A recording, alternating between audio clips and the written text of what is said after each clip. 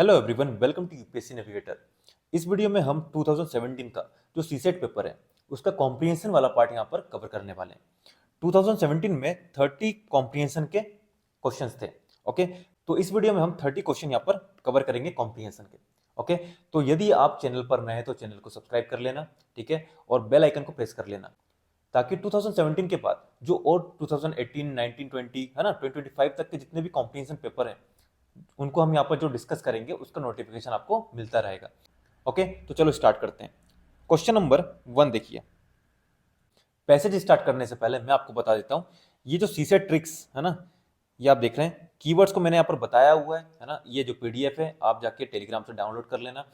इसके ऊपर मैंने वीडियो भी बनाई है ना, तो वीडियो का लिंक आपको डिस्क्रिप्शन बॉक्स में मिल जाएगा, तो आप ये वीडियो भी जाकर देख सकते हैं और ये पीडीएफ आप टेलीग्राम से डाउनलोड कर सकते हैं। इसमें मैंने सब कुछ बताया है ना, एग्जाम्पल के साथ सब कुछ बताया, क्वेश्चंस भी लगाए हैं कि जो ट्रैप होते हैं है ना, क्वेश्चन को कैसे सोल्व करना है कॉम्प्रिहेंशन के, ठीक है, तो ये सब मैंने इसमें बताया हुआ है। तो आप ये वीडियो जाके देखिए, इसका लिंक आपको डिस्क्रिप्शन बॉक्स में मिल जाएगा और पीडीएफ टेलीग्राम पर मिल जाएगी। ओके, तो चलो स्टार्ट करते हैं। तो पैसेज 1 देखिए, है ना, पैसेज 1 में आपका क्वेश्चन नंबर 1 है। अब पैसेज पढ़ने से पहले हम क्वेश्चन पढ़ेंगे। हो सकता है कि आपको पैसेज पढ़ने की जरूरत ही ना पड़े, आपका सिर्फ क्वेश्चन से ही आपका आंसर आ जाए। ओके, और ये चीज आप कैसे सीख सकते हैं, जब आप ये पीडीएफ देखेंगे है ना और ये वीडियो देखेंगे तो आपको समझ में आ जाएगा कि बिना पैसेज पढ़े भी हम आंसर कैसे निकाल सकते हैं। ठीक है, तो देखो क्वेश्चन पूछा है, what does the above passage imply. Option A देखिए, resource based conflict are always political motivated. Always political motivated, इसने क्या कर दिया, स्पेसिफाई कर दिया है ना, तो ये स्टेटमेंट आपकी रॉन्ग हो जाती है। ऑप्शन 2 देखिए, there are no political solution, कोई पॉलिटिकल सॉल्यूशन ही नहीं है to resolve environmental and resource based conflict. ठीक है, तो ये भी आपका रॉन्ग हो जाता है। नो पॉलिटिकल सॉल्यूशन, सॉल्यूशन ही नहीं है, यहाँ बोल रहा है कि ऑलवेज पॉलिटिकल मोटिवेटेड रहता है। ठीक है, ऑप्शन डी देखिए, political conflict based on identity और ideology can not be resolve, resolve ही नहीं हो सकते है ना, ये भी आपका रॉन्ग हो गया। ऑप्शन सी देखिए, environmental issues contribute to resource stress and political conflict. तो ये बात सही भी है ना, इन्वायरमेंटल जो इश्यूज होते हैं ये कंट्रीब्यूट करते हैं आपके रिसोर्स स्ट्रेस में और पॉलिटिकल कॉन्फ्लिक्ट भी बढ़ता है। अब जब आप पैसेज पढ़ेंगे तो आप यहाँ पर नोटिस करेंगे कि यही बात की गई है ना, तो ऑप्शन सी आपका यहाँ पर करेक्ट आंसर है। अब पैसेज भी पढ़ लेते हैं, ठीक है। What climate change will undeniably do is cause और amplifying event that hasten the reduction of resources. ठीक है, competition over this diminishing resources would ensure in the form of political or even violent conflict। ठीक है, यही बात हुई है।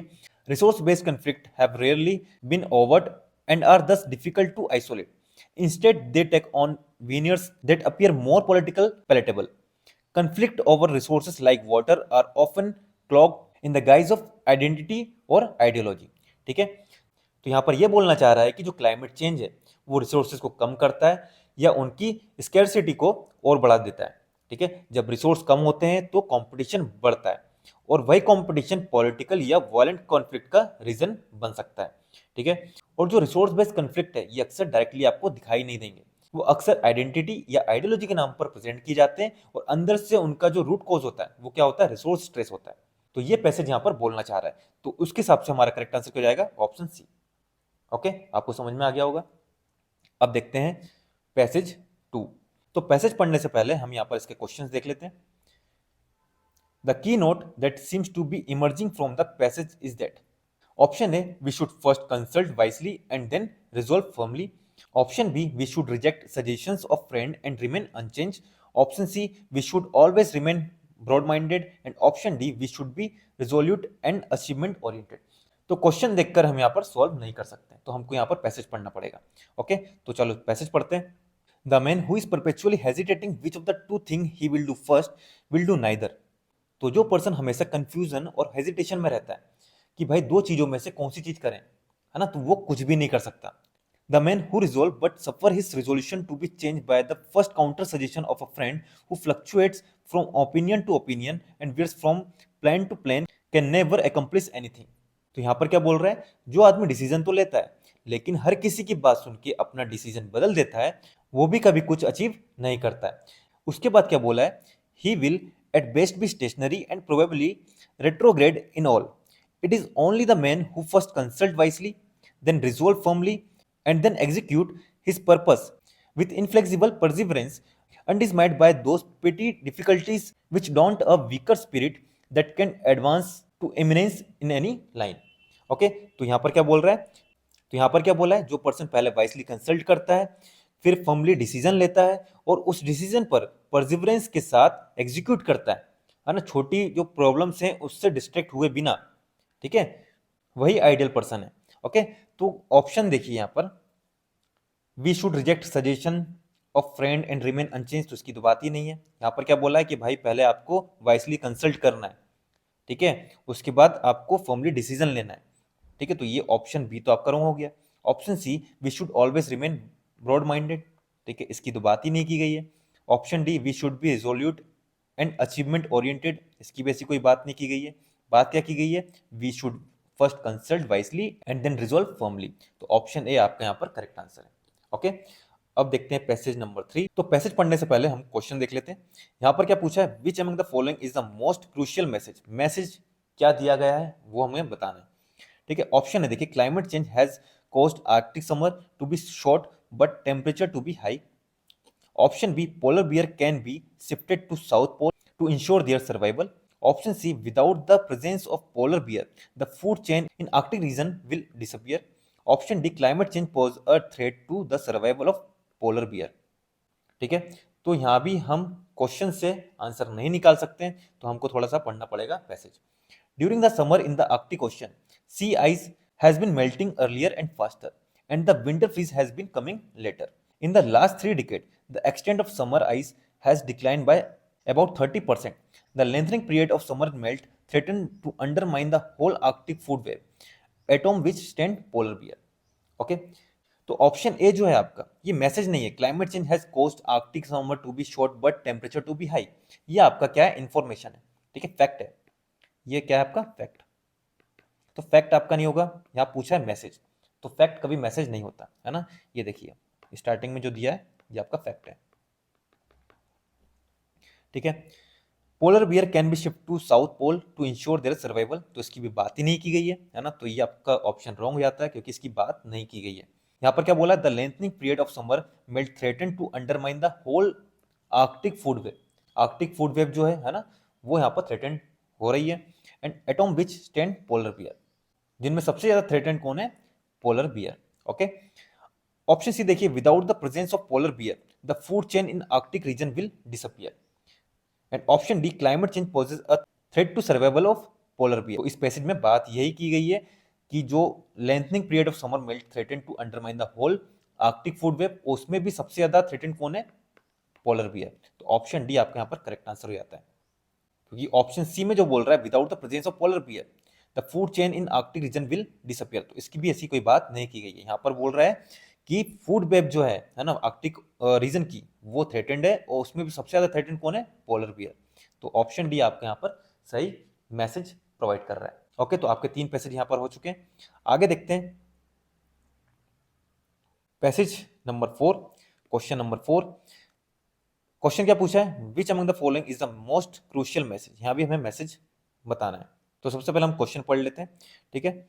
Option क्या है, the ideas of purity and pollution are so deep rooted that they can not be remove from the mind of the people, can not be remove, ठीक है, ये आपकी स्टेटमेंट रॉन्ग होती है, ठीक है, एक्सट्रीम बात कर रहा है कि रिमूव ही नहीं किया जा सकता। ऑप्शन सी देखिए, people can not change their old habits, ठीक है, तो चेंज ही नहीं कर सकते है ना, तो ये भी आपका एक्सट्रीम बात कर रहा है।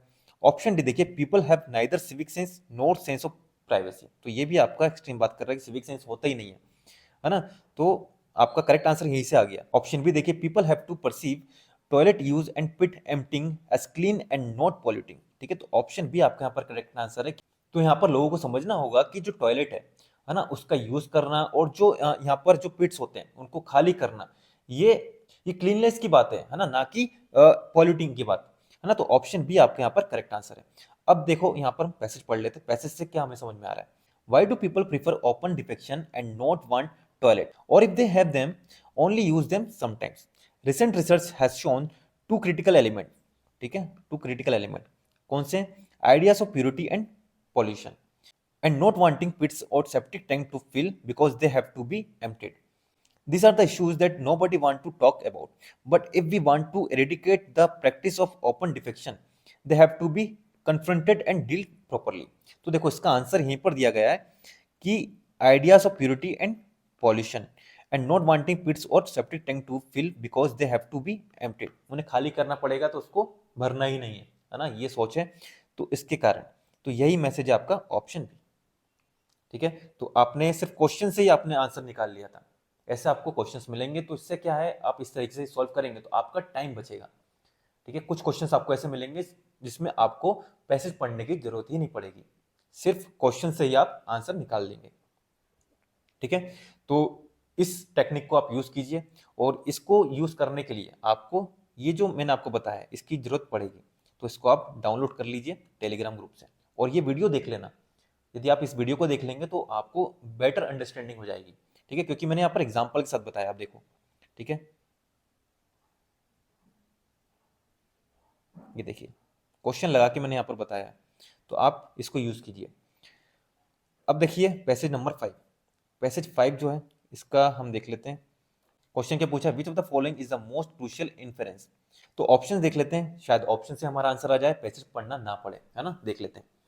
More emphasis should be laid on the development of natural capital. Option B, the growth driven by GDP only is neither desirable nor sustainable. Option C, the economic performance of the countries of the world is not satisfactory.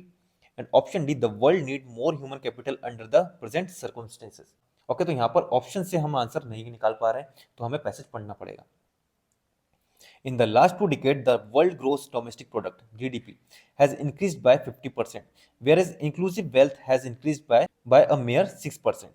ठीक है, तो GDP तो बढ़ी है 50%, ठीक है, but जो inclusive wealth है वो मेरली यहाँ बढ़ी है 6%, ठीक है, 6%.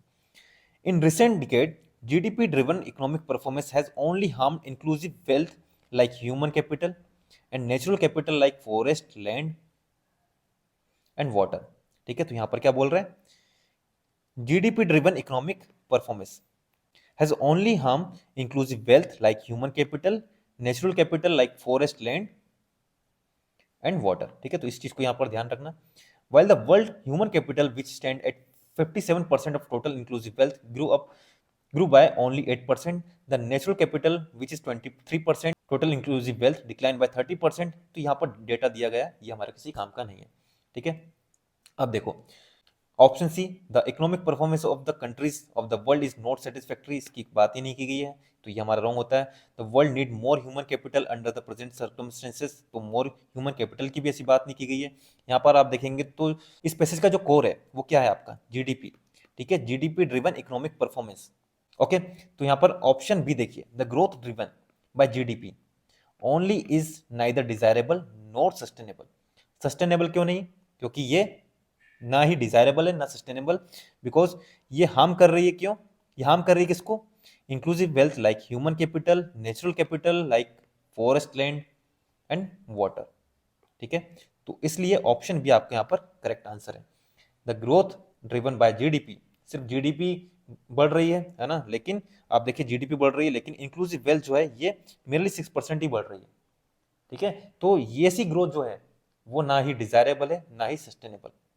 ओके, और ऑप्शन ए में क्या बोला है, more emphasise should be laid on the development of natural capital. सिर्फ नेचुरल कैपिटल की बात हुई है, लेकिन सिर्फ नेचुरल कैपिटल नहीं, जो हमारा ह्यूमन कैपिटल है ना, इसकी भी बात होनी चाहिए। तो ये यहाँ पर स्पेसिफिक है। ठीक है, तो ये भी हमारा रॉन्ग हो जाता है। अब देखिए पैसेज नंबर 6,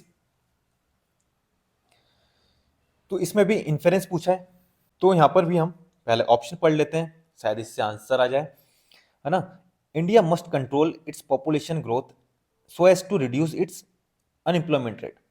ठीक है, आप इसको हाईलाइट कीजिए। यहां पर देखिए मैंने आपको यहां पर बताया है, reducing population be the solution of any problem.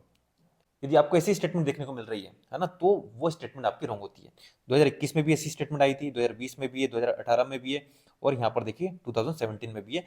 India must control its population, population control कर लो, सारा सॉल्यूशन उसी में है। तो ऐसी स्टेटमेंट आपकी रॉन्ग होती है। ठीक है, तो ये मैंने आपको यहाँ पर बताया हुआ है। ठीक है, यहाँ पर देखिए 2021 में क्या आया था, even increasing a population densities is a hindrance, है ना, ये आपके ऑप्शन रॉन्ग है। In view of the water crisis in our cities, there is an urgent need to limit the population, ये भी आपका रॉन्ग है। 2018 में आया था, India should take strict measure to control its rapid population growth, तो ये भी आपका रॉन्ग है। ठीक है, तो reducing population be the solution of any problem, है ना, तो वो रॉन्ग होगा आपका। तो आपका ऑप्शन ए गया। ऑप्शन सी देखिए, India is poised to achieve the double digit growth very soon. ठीक है, वेरी सून, तो कितना सून, है ना, ये नहीं बताया गया। ऑप्शन सी भी आपका रॉन्ग आता है। वेरी सून को आप जब हिंदी में देखेंगे तो आपको थोड़ा और एक्सट्रीम लगेगा। हिंदी में बोला गया है क्या, यहाँ पर देखिए, भारत अति शीघ्र अंकों का विकास प्राप्त करने की ओर अग्रसर है। कितनी अग्रसर वो नहीं बताया गया, है ना, तो ऐसी स्टेटमेंट भी आपकी रॉन्ग होती है। अब देखिए option B, labour reform are required in India to make optimum use of its vast labor force productively. And option D, India is capable of supplying the skilled young people to other countries. तो option B and option C में आप यहाँ पर थोड़ा सा confuse हो गए कि आंसर क्या है, तो इसके लिए हमको पैसेज पढ़ना पड़ेगा। पैसेज पढ़ते हैं। By 2020, when the global economy is expected to run short of 56 million young people, India, with its youth surplus of 47 million, could fill the gap. It is in the context that labor reform are often cited as the way to unlock double-digit growth in India. ठीक है, यहाँ पर देखिए, that labor reform are often cited as the way to unlock double-digit growth in India. In 2014, India's labor force was estimated to be about 40% of the population. ठीक है, तो 2014 का जो डेटा है उसके हिसाब से हम देखें तो जो पॉपुलेशन का 40% जो है वो आपका लेबर फोर्स है, but 93% of this force was in unorganise sector. तो 40% जो लेबर फोर्स है उसका 93% आपका कहां पर है, अनऑर्गेनाइज सेक्टर में। Over the last decade the compound annual growth rate of employment has slowed to 0.5%। ठीक है, with about 14 million job created during last year when the labour force increase by about 15 million. ठीक है, तो 14% यहाँ पर job create हो रही है, लेकिन लेबर फोर्स में आप देखेंगे 15 मिलियंस यहाँ पर इंक्रीज हो गए। ठीक है, तो जितनी जॉब क्रिएट हो रही है उससे ज्यादा यहाँ पर लेबर फोर्स बढ़ती जा रही है। ओके, तो हर साल जितने लोग लेबर फोर्स में ऐड हो रहे हैं उतनी जॉब्स क्रिएट नहीं हो रही हैं, जो इंडिया के लिए एक सीरियस चैलेंज है। ओके, तो इससे आपको समझ में क्या आ रहा है, तो option B and option C को हम देखें तो ऑप्शन बी की यहाँ पर बात की गई है। यहाँ पर देखिए, that labor reform are often cited as the way to unlock double digit growth in India. Okay, तो यहाँ पर देखिए यही बात किया गया, labour reform are required in India to make optimum use of its vast labour force productively, है ना, तो ऑप्शन बी आपका यहाँ पर करेक्ट आंसर है। आपके दिमाग में ये भी आ रहा होगा कि भाई ऑप्शन डी भी तो हो सकता है, India is capable of supplying the skilled young people to other countries, because यहाँ पर बोला गया है कि by 2020 when the global economy is expected to run short of 56 million young people, India with its youth surplus of 47 million could fill the gap, है ना, तो यहाँ पर एक फैक्ट दिया गया है कि ऐसा हो सकता है ना, कि इंडिया फिल कर सकता है। तो यहाँ पर कहीं भी ऐसा नहीं बोला गया है कि India skilled young people export करेगा, है ना, ऐसा नहीं बोला गया। तो ऑप्शन डी इसलिए आपका यहाँ पर रॉन्ग हो जाता है, तो ऑप्शन बी आपका यहाँ पर करेक्ट आंसर है। ठीक है, अब देखिए पैसेज नंबर 7 पूछा मेन आइडिया, पैसेज का मेन आइडिया, तो यहाँ पर देखिए, it is essential for human being to work. Option B, there should be a balance between work and leisure. Option C, working is a tyranny which we have to face. And option D, human understanding of the nature of work is essential. तो option देखकर हम यहाँ पर answer नहीं निकाल सकते, तो हमको पैसेज पढ़ना पड़ेगा। The very first lesson that should be taught to us when we are old enough to understand it is that complete freedom from the obligation to work is unnatural. तो इसको याद रखना, ठीक है, complete freedom from the obligation of work is unnatural and ought to be illegal, as we can escape our share of the burden of work only by throwing it on someone else's shoulder. Nature ordained that the human race shall perish of famine if it stop working. We cannot escape from this tyranny. The question we have to settle is how much leisure we can afford to allow ourselves. तो ये passage बोलना क्या चाह रहा है, तो देखो, work से कंप्लीट फ्रीडम अननेचुरल है ना, यहाँ पर ये बोल रहा है, जो मैंने आपको यहाँ पर ब्रैकेट करवाया था, complete freedom from the obligation of work is unnatural. तो वर्क से कंप्लीट फ्रीडम अननेचुरल है। अगर इंसान काम करना बंद कर दे तो ह्यूमन रेस फेमाइन से पेरिश हो जाएगी, है ना, इसकी बात कर रहा है। नेचर ने काम को अनअवॉइडेबल नेसेसिटी बनाया है ना, ऐसी बात की गई है। And we can not escape from this tyranny, work जो है वो अनअवॉइडेबल है, वर्क आपको करना ही पड़ेगा, ठीक है। एंड लास्ट में जो बोला है, the question we have to settle is how much leisure we can afford to allow ourself, ठीक है, ये चीज। तो ये जो लाइन है, ये लेजर को सेकेंडरी इश्यू बनाती है, प्राइमरी नहीं, है ना। आप देखेंगे पूरे पैसेज में बात क्या हो रही है, बात हो रही वर्क की, है ना। जैसे कि वर्क से कंप्लीट फ्रीडम अननेचुरल है ना। अगर इंसान काम करना बंद कर दे तो भाई जो ह्यूमन रेस है वो पेरिश हो जाएगी। जो नेचर ने काम को अनअवॉइडेबल नेसेसिटी बनाया है ना। We can not escape from this tyranny, work जो है वो अनअवॉइडेबल है। ओके, तो ये सब बात हुई है। यहाँ पर जो लेजर है वो सेकेंडरी है, ठीक है। तो balance between work and leisure जो है ये पैसेज का फोकस नहीं है। जो लेजर पर डिस्कशन हुआ है वो सिर्फ कंक्लूजन के रूप में आता है ना, कोर अलाइनमेंट नहीं है। तो यहाँ पर हमारा करेक्ट आंसर क्या हो जाएगा? करेक्ट आंसर हो जाएगा option A, it is essential for human being to work. Work करना ही पड़ेगा, इसेंशियल है, ठीक है। इस पैसेज का मेन आइडिया है ये। And option B, there should be a balance between work and leisure, ये क्यों नहीं होगा ये मैंने आपको बता दिया, है ना। यहाँ पर देखिए सिर्फ लास्ट में बात की गई है। तो जो लास्ट में बोला गया है ना, ये कंक्लूजन के फॉर्म में बोला गया है ना। मेन आइडिया नहीं है, मेन आइडिया आपका वर्क को लेकर हो रहा है, ठीक है, कि वर्क जो है ये आपका अनअवॉइडेबल है, आपको करना ही पड़ेगा। आप सिर्फ उससे तभी छुटकारा पा सकते हैं जब आप किसी दूसरे कंधे पर आपने थोप दिया, लेकिन यदि आप थोपेंगे नहीं तो ये आपका नेसेसिटी है, आपको करना ही पड़ेगा। तो हमारा करेक्ट आंसर है option A. And option C, work is a tyranny, तो इसकी तो बात ही नहीं की गई है। अब देखिए passage number 8, the author suggest that habit, habit की बात हो रही है, tend to make our life difficult.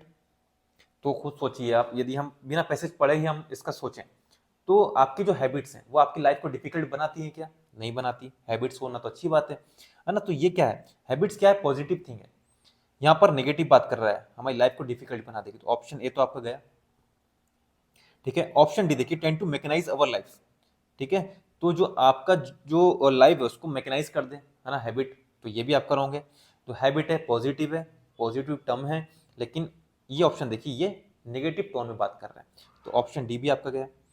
Option B, add precision to our life, and option C, make it easier for us to live, ठीक है। तो इन दोनों में से हमको बताना है। अब इसके लिए हमको पैसेज पढ़ना पड़ेगा।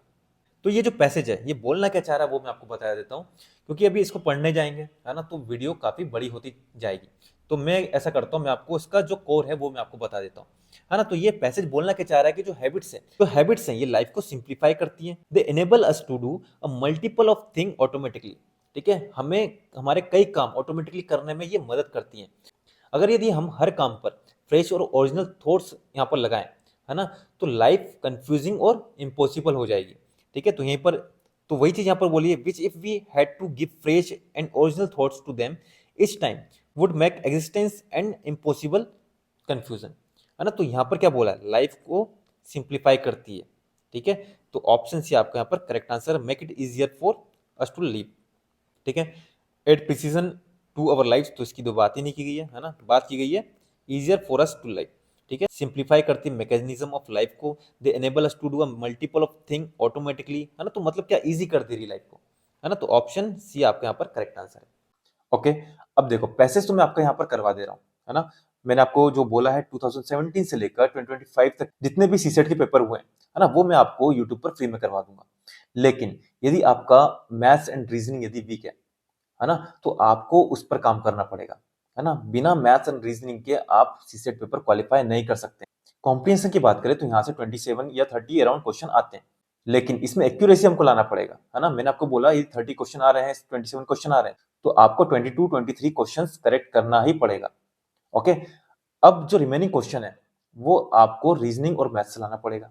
ओके, तो यदि आपका मैथ्स एंड रीजनिंग वीक है तो आपको वो प्रिपेयर करना पड़ेगा, ठीक है। तो इसके लिए हमने एक कोर्स लॉन्च किया है, ठीक है, सीसेट क्रैश कोर्स। तो इसमें मैथ्स, रीजनिंग एंड कॉम्प्रिहेंशन हम तीनों कवर करने वाले हैं, ठीक है। कॉम्प्रिहेंशन तो मैं यूट्यूब पर भी फ्री में डाल रहा हूँ, ठीक है, लेकिन मैथ्स एंड रीजनिंग यदि आपका वीक है तो आप इस कोर्स को ज्वाइन कर सकते हैं। फीस जो है काफी मिनिमल है, तो आप मुझे इस नंबर पर व्हाट्सएप कर सकते हैं। और इस सीसेट कोर्स में आपको 50 आवर्स के लेक्चर मिलेंगे, ठीक है। इसमें आपको 3 क्लासेस पर वीक मिलेंगी, प्रैक्टिस क्वेश्चंस मिलेंगे जो कि यूपीएससी लेवल के हैं। यहाँ पर पीवाईक्यूज भी कवर किए जाएंगे और आपको यहाँ पर 3 फुल लेंथ टेस्ट भी प्रोवाइड किए जाएंगे। ओके, तो ये जो सीसेट कोर्स है, यदि आपका मैथ्स एंड रीजनिंग वीक है तो मैं आपको सजेस्ट करूंगा कि सीसेट को हल्के में ना लीजिए, है ना, क्योंकि हम जीएस तो पढ़ते हैं, जीएस की क्लासेस भी लेते हैं, लेकिन सीसेट को हम इतना इग्नोर कर देते हैं, उस पर ध्यान ही नहीं देते। ओके, और ये हमारी नैया ले डूबता है। तो हमको सीसेट को इग्नोर नहीं करना है। और आप देख सकते हैं कि यूट्यूब पर सर ने सीसेट 2025 का मैथ्स का पोर्शन पूरा कवर किया हुआ है ना। ये वीडियो आप जाके देख सकते हैं, यूट्यूब पर अपलोड है। ओके, तो मैथ्स के जितने भी क्वेश्चंस आए थे 2025 के पेपर में, तो सर ने सारे क्वेश्चंस वहां पर कवर किए हुए हैं। ओके, तो आप ये वीडियो भी जाकर देखिए। ओके, और यदि आप ज्वाइन करना चाहते हैं तो आप मुझे इस नंबर पर व्हाट्सएप कर सकते हैं। ओके, चलो अब देखते हैं हमारा नेक्स्ट पैसेज। ओके, इसके बाद आपका क्वेश्चन नंबर 21, यहां पर क्या पूछा है, the challenge the author of the above passage throw to the public is to achieve, है ना, क्वेश्चन नंबर 21। तो यहां भी हम ऑप्शन देखते हैं, a high standard of living progress and privileges, equal privileges, fulfillment of destiny and political tolerance, option C spirit of adventure and economic parity, option D hard work, brotherhood and national unity। तो option देखकर हम इसका answer नहीं निकाल सकते हैं क्योंकि option वैसे दिया नहीं है, तो हमको इसके लिए पैसेज पढ़ना पड़ेगा। तो पैसेज क्या बोल रहा है वो मैं आपको बता देता हूँ। We have hard work ahead, there is no resting for any of us till we redeem our pledge in full, till we make all the people of India what destiny intends them to be। Okay, तो यहाँ पर passage क्या बोल रहा है कि हमारे सामने क्या है, हार्ड वर्क है, और हम तब तक रेस्ट नहीं लेंगे जब तक हम भारत के लोगों को वो नहीं बना देते जो डेस्टिनी चाहती है ना, तब तक हम रेस्ट नहीं करेंगे। Okay, we are citizen of a great country on the verge of bold advance and we have to live up to that high standard। all of us, to whether religion we may belong, are equally the children of India with equal right, privileges and obligations। we cannot encourage communalism or narrow mindedness, for no nation can be great those people are narrow in thought or action। ठीक है, तो यहाँ पर क्या बोलना चाह रहा है कि अगर हार्डवर्क करना होगा तो कोई रेस्ट नहीं है ना। तो यहाँ पर क्या बोल रहा है कि हम सब इक्वल सिटीजन हैं, चाहे रिलीजन कुछ भी हो। कम्युनलिज्म और नेरो माइंडनेस को रिजेक्ट करना होगा। ओके, और क्या बोला है, नेशन तभी ग्रेट बन सकता है जब यूनिटी और ब्रॉड थिंकिंग हो। ओके, तो इसकी बात की गई है। अब देखते हैं, तो यहां पर क्वेश्चन क्या बोल रहे हैं, the challenge the author of the above passage throws to the public is to achieve. यहां पर जो ऑथर है वो लोगों को क्या प्राप्त करने के लिए चुनौती दे रहा है, ठीक है, क्या अचीव करने के लिए चुनौती दे रहा है ना। तो यहां पर हम देखते हैं जो हमने पैसेज पढ़ा है, high standard of living, progress and privileges, इसको अचीव करने के लिए बोल रहा है, नहीं बोल रहा है। ऑप्शन बी इक्वल प्रिविलेजेस, ठीक है, चलो इसकी तो बात है। Fulfilment of destiny and political tolerance, तो पॉलिटिकल टॉलरेंस की बात नहीं है। Option C spirit of adventure and economic parity, तो इकोनॉमिक पैरिटी की कहीं बात नहीं है। ऑप्शन डी हार्ड वर्क, ठीक है, हार्ड वर्क करना है जब तक हम भारत के लोगों को वो नहीं बना देते जो डेस्टिनी चाहती है, तब तक हमको हार्ड वर्क करना है और रेस्ट नहीं करना है ना, ये बात की गई थी। ब्रदरहुड की बात की गई है, ठीक है, और नेशनल यूनिटी की बात की गई है, ठीक है, कि जो बात हो रही है ना कम्युनलिज्म और नैरो माइंडनेस, है ना, तो ये क्या है, ये आपकी ब्रदरहुड है, नेशनल यूनिटी है। तो ऑप्शन डी आपके यहाँ पर करेक्ट आंसर है, ठीक है। अब इसके बाद हमारा नेक्स्ट पैसेज क्या है, पैसेज नंबर 2, है ना। क्वेश्चन क्या है, question number 22, in the light of the above passage the nature of general will is best describe as. चार ऑप्शन दिए हुए हैं, है ना, ऑप्शन पढ़ लेते हैं। The sum total of the private will of the individual. Option B, what is the articulated by the elected representatives of the individuals.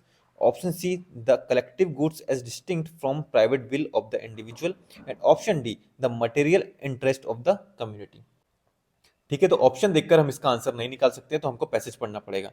Okay, the individual according to Rousseau puts his person and all his power in common under the supreme direction of the general will, and in our corporate capacity we receive each member as an individual part of the whole। Okay, तो ये passage बोलना क्या चाह रहा है, इस passage में Rousseau के जो जनरल विल है उसके कंसेप्ट को एक्सप्लेन किया गया है ना। रूसो के अकॉर्डिंग जब इंडिविजुअल्स सोसाइटी या स्टेट बनाते हैं तो वो अपनी पर्सनल पावर और इंटरेस्ट को कलेक्टिव के अंडर रख देते हैं, ठीक है। तो इस प्रोसेस में हर इंडिविजुअल पूरे समाज का इंडिविजुअल हिस्सा बन जाता है ना, जो उससे अलग नहीं हो सकता। ओके, तो जनरल विल का मतलब क्या है, सिंपल वर्ड्स में यदि हम समझें तो सोसाइटी के लिए जो बेस्ट है ना, वो देखना, ना कि इंडिविजुअल या पर्सनल फायदा देखना। सोसाइटी का क्या फायदा होगा उस पर बात करनी है ना। तो ये होता है जनरल विल का बेसिक कंसेप्ट रूसो के अनुसार, ठीक है। तो इसके अकॉर्डिंग हमारा करेक्ट आंसर क्या हो जाएगा, option C, the collective good as distinct from private will of the individual. अब इसके बाद नेक्स्ट पैसेज हमारा क्या है, ठीक है। ये छोटे छोटे पैसेज जो होते हैं ना, ये ज्यादा टफ होते हैं, है ना। जितना ज्यादा लिखा है वो उतना इजी है, जितना कम लिखा है वो उतना टफ है, ठीक है। तो ये जो पैसेज हैं थोड़े टफ है ना, फिलोसफिकल टाइप के ये पैसेज हैं, तो थोड़ा सा टफ हो जाता है। लेकिन आप ध्यान रखना, जितना बड़ा पैसेज है ना वो उतना इजी रहेगा, जितना छोटा उतना टफ, ठीक है। तो देखो पैसेज नंबर 3 है ना, क्वेश्चन नंबर 23, ये क्या पूछ रहा है, what does the above passage imply, है ना। इंप्लाई जो इम्प्लीकेशन है, अजम्पशन है, इन सब की मीनिंग मैंने आपको यहाँ पर बताई हुई है ना। आप इसको पढ़ लेना, सीसेट का जो ये पीडीएफ है ये मैं आपको प्रोवाइड कर दूंगा, ठीक है। तो सबसे पहले हम ऑप्शन देख लेते हैं, ठीक है। ऑप्शन है, in a democracy force is the main phenomenon in the actual exercise of sovereignty. Option B क्या है, in a mature democracy force to a great extent is the main phenomenon in the actual exercise of the sovereignty. Option C, in a mature democracy use of force is irrelevant in the actual exercise of sovereignty. And option D, in a mature democracy force is narrow down to a marginal phenomenon in the actual exercise of sovereignty, ठीक है। तो इस question में भी option से हम यहाँ पर आंसर नहीं निकाल पाएंगे, तो हमको यहाँ पर पैसेज पढ़ना पड़ेगा। और याद रखना, ये छोटे पैसेज होते हैं ना, इनको पढ़ लेना, क्योंकि छोटे पैसेज के जो क्वेश्चंस है ना, इनका आप आंसर नहीं निकाल पाओगे इसलिए। तो सलाह ये दूंगा मैं आपको, ठीक है, कि यहाँ पर क्वेश्चन यदि आपका पैटर्न्स या जो एलिमिनेशन का कुछ जो कीवर्ड्स है उसके थ्रू सॉल्व हो भी जा रहा है ना, तो उसके बाद भी एक बार आप पैसेज पढ़ लेना, छोटा सा पैसेज है। क्योंकि ये जो क्वेश्चंस हैं आपको लगेगा कि ये भाई ये रॉन्ग हो सकता है, लेकिन क्या पता वो सही हो जाए, है ना। तो इस टाइप के यदि छोटे छोटे आपको ये पैसेज देखने को मिल रहे हैं तो इनको एक बार रीड जरूर कर लेना। ओके, तो ये पैसेज बोलना क्या चाह रहा है वो हम देखते हैं। In a democratic state where a high degree of political maturity of the people obtains conflict between the will of the sovereign law making body and the organized will of the people seldom occurs। Okay, तो जो passage है वो indirectly क्या बोलना चाह रहा है कि जो मैच्योर डेमोक्रेसी है वहां पर सॉवरेनिटी चलाने के लिए फोर्स सेंट्रल रोल में नहीं होती है, बल्कि लोगों की कंसेंट और पॉलिटिकल मैच्योरिटी का यहाँ पर रोल होता है। ओके, तो इसके अकॉर्डिंग यदि हम देखें तो हमारा करेक्ट आंसर क्या हो जाएगा, in a mature democracy use of force is irrelevant in the actual exercise of the sovereignty. तो ऑप्शन सी आपका यहाँ पर करेक्ट आंसर है। इसके बाद हमारा नेक्स्ट पैसेज कौन सा है, पैसेज नंबर 4, ठीक है, question number 24, this passage relates to. तो यहाँ पर ऑप्शन देखिए, ऑप्शन देख के आप इस क्वेश्चन को सॉल्व नहीं, इस पैसेज को सॉल्व नहीं कर सकते, है ना। तो हमको यहाँ पर फिर से पैसेज पढ़ना पड़ेगा। A successful democracy depends upon widespread interest and participation in politics, in which voting is an essential part। ठीक है, तो जो सक्सेसफुल डेमोक्रेसी है वो किस पर डिपेंड करती है, wide spread interest and participation in politics, ठीक है, इन विच वोटिंग जो है वो इसेंशियल पार्ट है। ओके, तो ये आप देखना वोटिंग, क्योंकि यहाँ पर वोट की बात हो रही है, ठीक है। To deliberately refrain from taking such an interest and from voting is a kind of implied anarchy। It is to refuse one's political responsibility by enjoying the benefit of a free political society। Okay, तो अगर कोई जानबूझकर politics में interest नहीं लेता है और voting से दूर रहता है तो ये इंप्लाइड डिसलॉयल्टी जैसा है, क्योंकि ऐसा पर्सन फ्री पॉलिटिकल सोसाइटी के बेनिफिट्स तो एंजॉय करता है पर अपनी पॉलिटिकल रिस्पॉन्सिबिलिटी निभाने से मना करता है। ओके, तो पैसेज ये बोल रहा है। तो इसके अकॉर्डिंग यदि हम अपना आंसर देखें तो हमारा आंसर क्या हो जाएगा, option A, duty to vote. Okay, simple है। अब हमारा जो नेक्स्ट क्वेश्चन है वो देखते हैं, passage number 25, the passage seems to suggest that. Option देख लेते हैं, a leader forces his future position. Option B, a leader is chosen only by a free country. Option C, a leader must see that his country is free from despair. And option D, despair in a country sometimes leads to dictatorship. ठीक है, sometimes. Option B देखिए, a leader is chosen only by a free country. तो option B तो आपका wrong हो जाता है क्योंकि ये एक्सट्रीम बात कर रहा है। अब option A, C and D, है ना, इनमें से हमको आंसर निकालना है। एक ऑप्शन तो हमने एलिमिनेट कर दिया है। अब पैसेज पढ़कर हमको देखना पड़ेगा कि हमारा आंसर क्या हो सकता है। तो पैसेज बोलना क्या चाह रहा है वो मैं आपको बता देता हूँ। जो फ्री कंट्री होती है ना, उसमें जो लीडर बनते हैं वो जनरली स्ट्रॉन्ग कैरेक्टर और एबिलिटी वाला होता है। ठीक है, स्ट्रॉन्ग कैरेक्टर एंड एबिलिटी वाला होता है। उसके लीडरशिप क्वालिटी लाइफ के अर्ली स्टेज से दिख जाती है। Moreover, it is usually possible to foresee that he will reach such a position since early in life one can see his quality of character. तो उसकी जो लीडरशिप क्वालिटीज हैं, है ना, लाइफ के अर्ली स्टेज से दिख जाती हैं, इसलिए उसका लीडर बनना यहाँ पर प्रिडिक्टेबल होता है। उसके बाद देखिए, but this is not always true in the case of dictator. तो जब डिक्टेटरशिप की बात करें तो उसमें लीडर बनना कैरेक्टर की वजह से नहीं होता है ना। Often he reaches his position of power through chance, very often through the unhappy state of his country. ठीक है, तो यहाँ पर जो डिक्टेटर बनता है वो अक्सर चांस या कंट्री के अनहैप्पी, है ना, अनहैप्पी स्टेट की वजह से पावर उसको मिलती है। तो ऑप्शन ए जो बोल रहा है अ leader forces his future position, तो ये यहाँ पर रॉन्ग है, क्योंकि पैसेज में बोला है अदर्स कैन फोर्सेस, है ना, लीडर खुद नहीं, है ना, यहाँ पर बोल रहा है लीडर फोर्सेस, तो लीडर नहीं, अदर्स। ठीक है, तो ऑप्शन ए आपका यहाँ पर रॉन्ग आता है। ऑप्शन बी मैंने आपको बता दिया ये रॉन्ग है। ऑप्शन सी की बात करें, a leader must see that his country is free from despair, तो इसकी बात नहीं की गई है। And option D, despair in a country sometimes leads to dictatorship, तो ऑप्शन डी सही है। यहाँ पर उसी की बात की गई है कि जो डिक्टेटर बनता है ना, वो कैसे बनता है, चांस के थ्रू बनता है ना। जब जो लोग हैं वो अनहैप्पी हैं, तो उसके कारण यहाँ पर डिक्टेटर बनता है। तो जो despair in a country sometimes leads to dictatorship, तो ऑप्शन डी आपके यहाँ पर करेक्ट है। अब इसके बाद हमारा जो नेक्स्ट क्वेश्चन है वो हम देखते हैं, पैसेज नंबर 6। इसका जो क्वेश्चन है क्या पूछा है, अजम्पशन बताना है। ठीक है, ऑप्शन 1 देखिए, people always see the leisure time as a gift and use it for acquiring more material possession. Option 2, use of laser by some people to produce new and original thing has been the chief source of human progress. Okay, तो देखो first statement जो है उसमें क्या बोला है, people always see the leisure time as a gift and use it for acquiring more material possession. तो always की बात की गई है यहाँ पर, ठीक है, एक्सट्रीम करते जा रहा है, तो ऑप्शन 1 आपका वैसे रॉन्ग हो जाता है ना। हम पैसेज भी पढ़ेंगे लेकिन ऑप्शन 1 आप देखिए यहाँ पर रॉन्ग हो रहा है। ओके, तो अब पैसेज भी पढ़ लेते हैं। ओके, तो पैसेज क्या बोल रहा है, the greatest blessing that technological progress has in store for mankind is not of course an accumulation of material possession. ठीक है, ओके, तो टेक्नोलॉजिकल प्रोग्रेस का सबसे बड़ा फायदा क्या है, सबसे बड़ा फायदा है कि जो मटेरियल्स हैं, है ना, मटेरियल्स जो पोसेशंस हैं उनका उनको जमा नहीं करना, क्योंकि एक इंडिविजुअल अपनी लाइफ में लिमिटेड मटेरियल चीजों का ही इंजॉयमेंट कर सकता है ना। वही चीज यहाँ पर बोली है, the amount of this that can be effectively enjoyed by one individual in lifetime is not great, but there is not the same narrow limit to the possibility of the enjoyment of leisure, है ना। लेकिन जो laser है के enjoyment की कोई fixed limit नहीं होती है। The gift of leisure may be abused by people who have had no experience of making use of it. Yet the creative use of leisure by a minority in societies has been the mainspring of all human progress beyond the primitive level. तो यहाँ पर क्या बोल रहा है कि ये possible है कि कुछ लोग लेजर को वेस्ट या अब्यूज करें, स्पेशली अगर उनको उसका यूज करना नहीं आता। ओके, पर हिस्ट्री ये दिखाती है कि सोसाइटी के कुछ लोग, है ना, जो माइनॉरिटी में कुछ लोग ने अपनी लेजर को क्रिएटिव यूज किया है, और यही क्रिएटिव यूज प्रिमिटिव लेवल से आगे ह्यूमन प्रोग्रेस का मेन सोर्स रहा है। ओके, तो इसके अकॉर्डिंग यदि हम अपना आंसर देखें तो ऑप्शन 1 यहाँ पर रॉन्ग होता है ना। ऑलवेज एक तो एक्सट्रीम वर्ड यूज किया है, और इसके पीछे का रीजन मैं आपको बताऊं।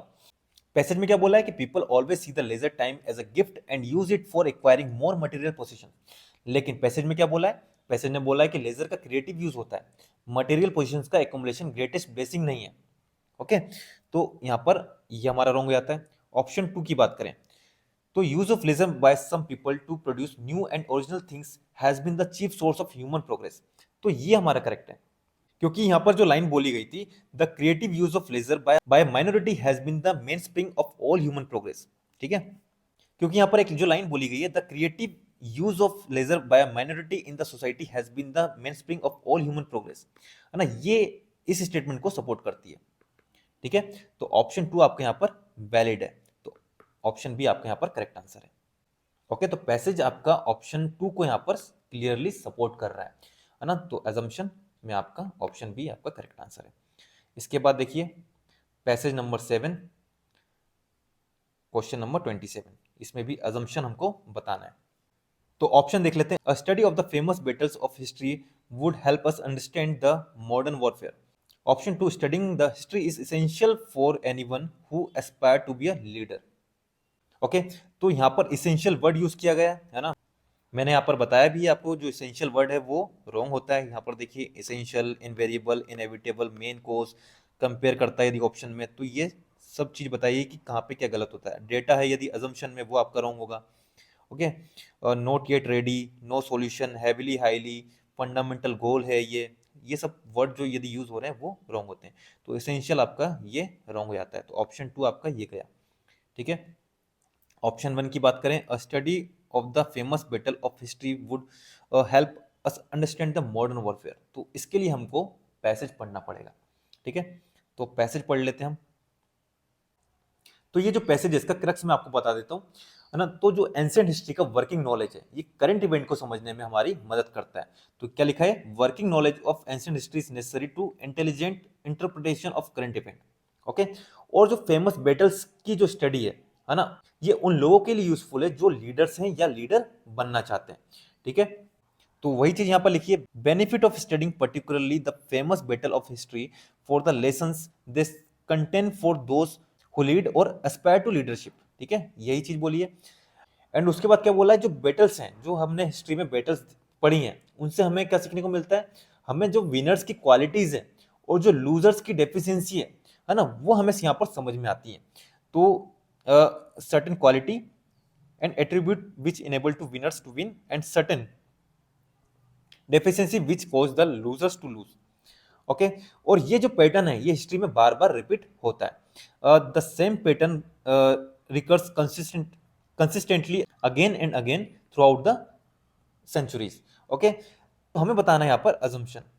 तो ऑप्शन 2 जो है ये आपका रॉन्ग है ना, इसेंशियल वर्ड यूज किया गया है यहाँ पर। एंड ऑप्शन 2 की बात करें तो ये भी आपका इनवैलिड अजम्पशन है, क्योंकि पैसेज में मॉडर्न वॉरफेयर की बात नहीं की गई है ना। यहाँ पर फोकस किस पर है, जो लीडरशिप की क्वालिटीज है ना, ह्यूमन बिहेवियर है, उसकी बात की गई है, ना कि मॉडर्न वॉरफेयर की।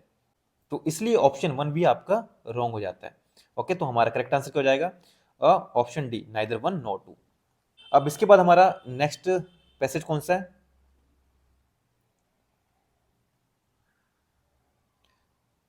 Question number 41। ठीक है, तो यहां पर पैसेज नंबर 1 देखिए, इसका क्वेश्चन नंबर 41 देखिए, विच one of the following is the best explanation of above passage, है ना। तो ये चार जो ऑप्शन आप देख रहे हैं इसमें से कौन सा बेस्ट एक्सप्लेनेशन है इस पैसेज का।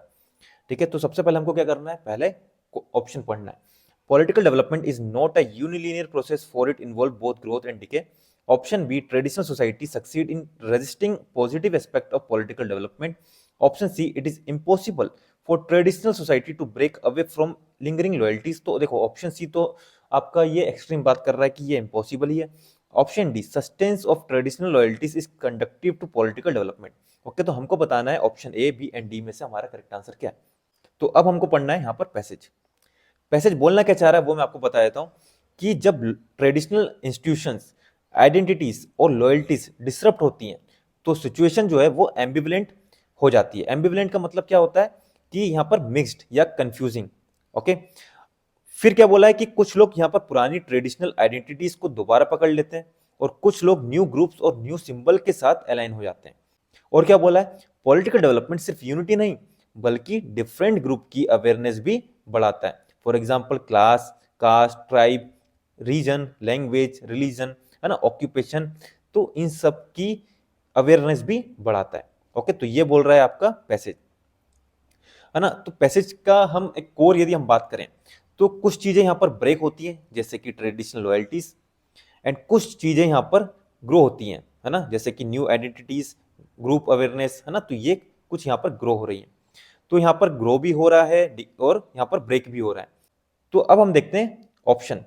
तो देखो, तो ऑप्शन डी की बात करें, sustenance of traditional loyalties is conductive to political development. तो पैसेज ये नहीं बोलता कि ट्रेडिशनल लॉयल्टीज पॉलिटिकल डेवलपमेंट के लिए हेल्पफुल है ना। तो ऑप्शन डी भी आपके यहाँ पर रॉन्ग जाता है। ऑप्शन बी की बात करें, traditional society succeed in resisting positive aspect of political development. तो पैसेज ये नहीं बोलता कि ट्रेडिशनल सोसाइटी रजिस्ट करती है, तो यहाँ पर सिर्फ ये बोला है कि मिक्स्ड रिएक्शन होते हैं।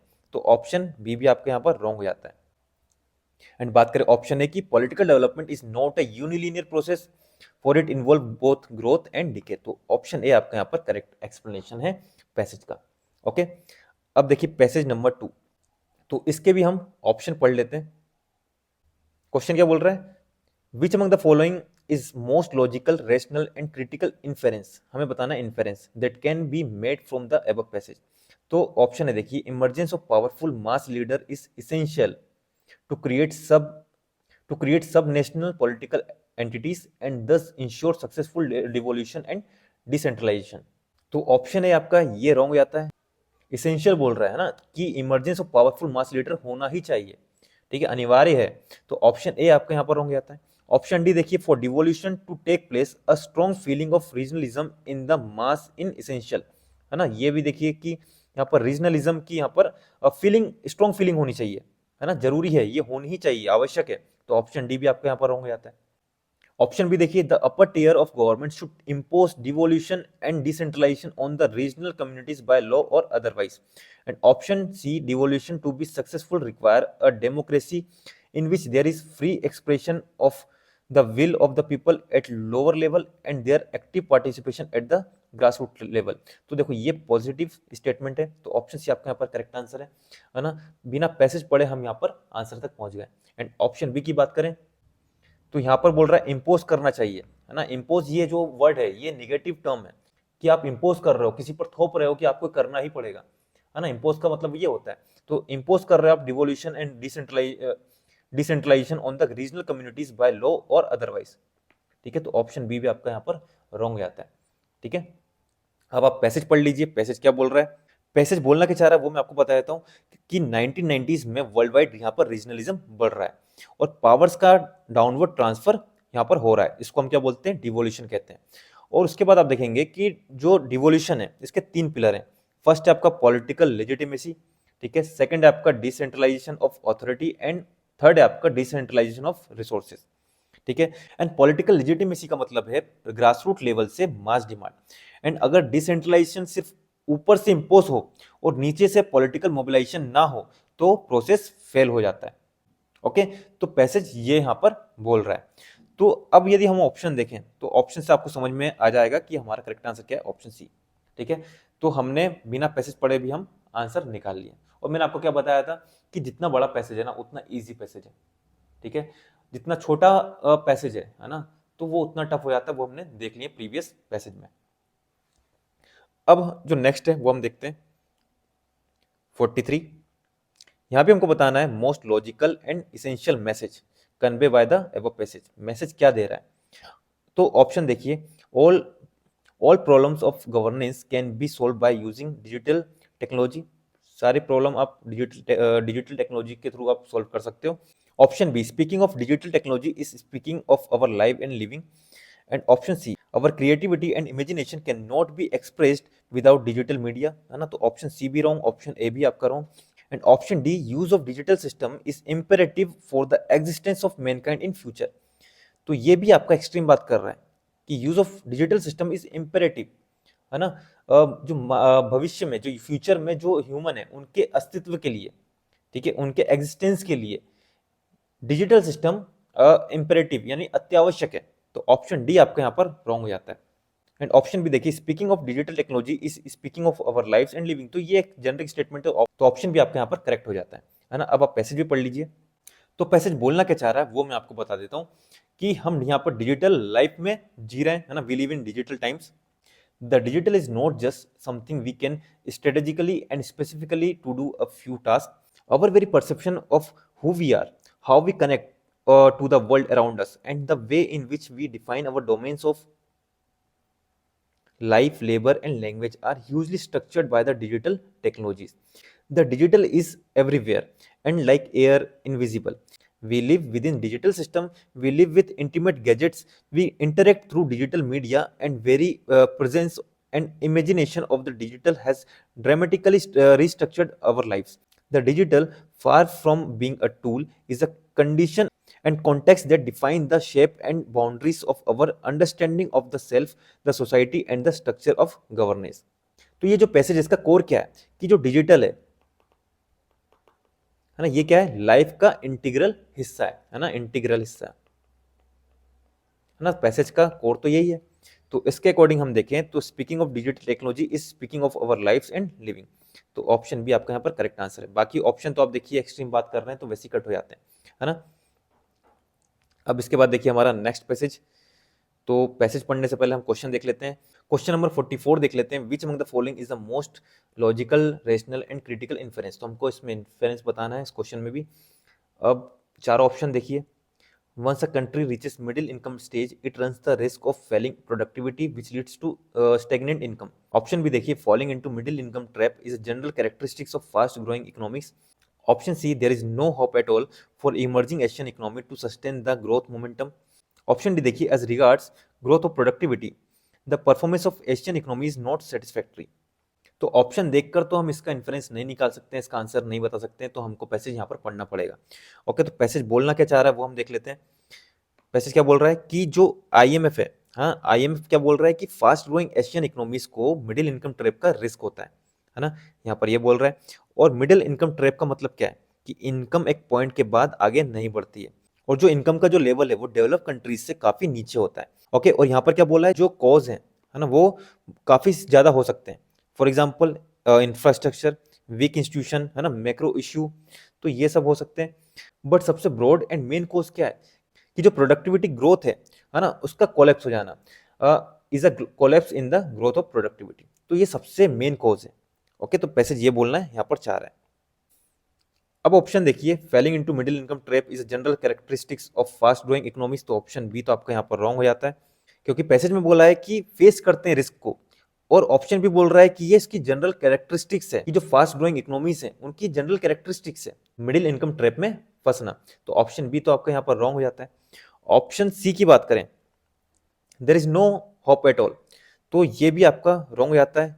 पहली बात तो ये टोटली एक्सट्रीम बात कर रहा है, पैसेज में भी ऐसी कहीं बात नहीं की गई है। आईएमएफ यहाँ पे वार्निंग दे रहा है ना, फाइनल वर्डिक्ट नहीं दिया है। तो यहाँ पर बोल रहा है जैसे नो होप एट ऑल, तो यदि फाइनल वर्डिक्ट दे दिया होता तो हम इसको कंसिडर करते हैं, लेकिन यहाँ पर वार्निंग दी है आईएमएफ ने।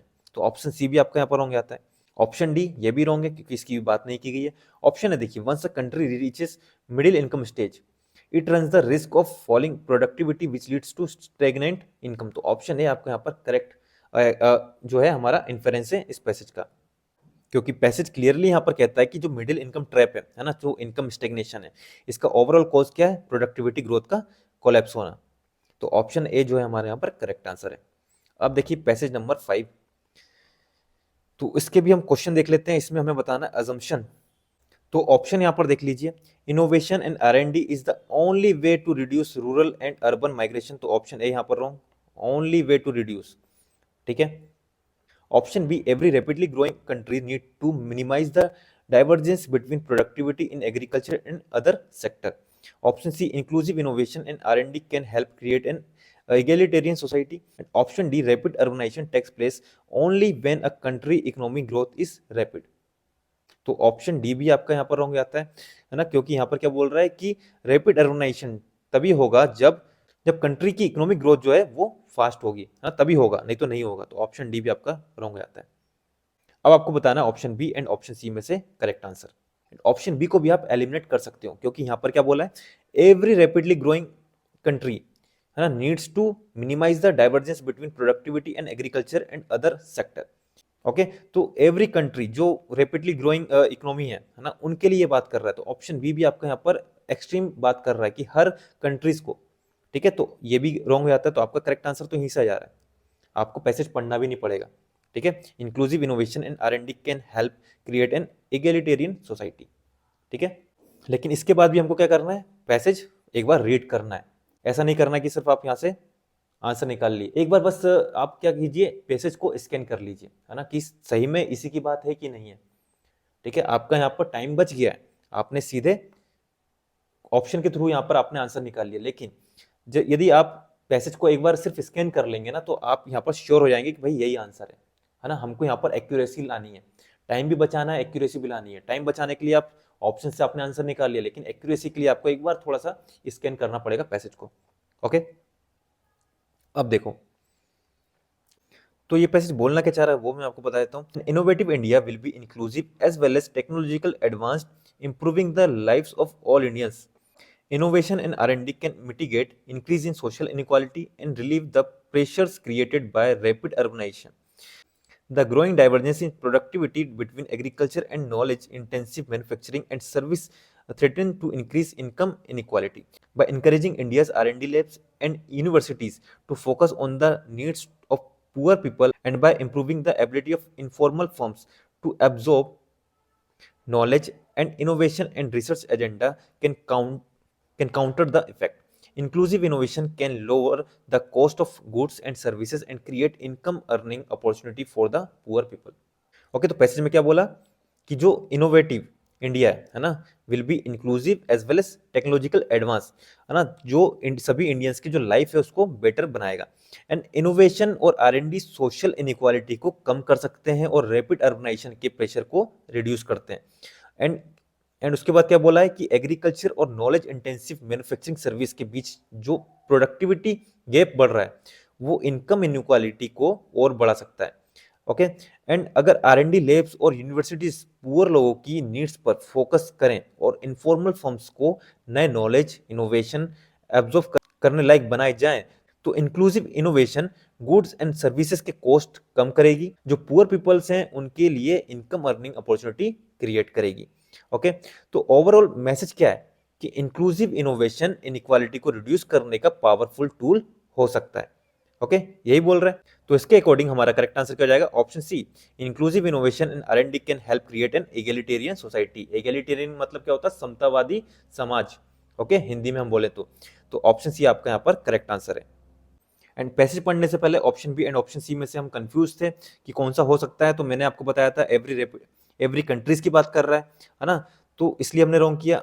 एक और रीजन है, यदि आप पैसेज पढ़ने के बाद देखेंगे तो पैसेज में बात की गई है ओनली इंडिया की, और यहाँ पर एवरी रैपिड ग्रोइंग कंट्रीज की बात कर रहा है ना, तो पैसेज बात कर रहा है सिर्फ इंडिया की, और यहाँ पर जब हम बात कर रहे हैं एवरी रैपिड ग्रोइंग कंट्रीज की, तो दोनों अलग चीज है। पैसेज इंडिया की बात कर रहा है, तो इसलिए भी ये रॉन्ग हो जाता है। ओके, तो ऑप्शन सी आपको यहाँ पर करेक्ट आंसर है। इसके बाद पैसेज नंबर 6, तो क्वेश्चन नंबर देखिए 46, इसमें हमको बताना है इन्फेरेंस।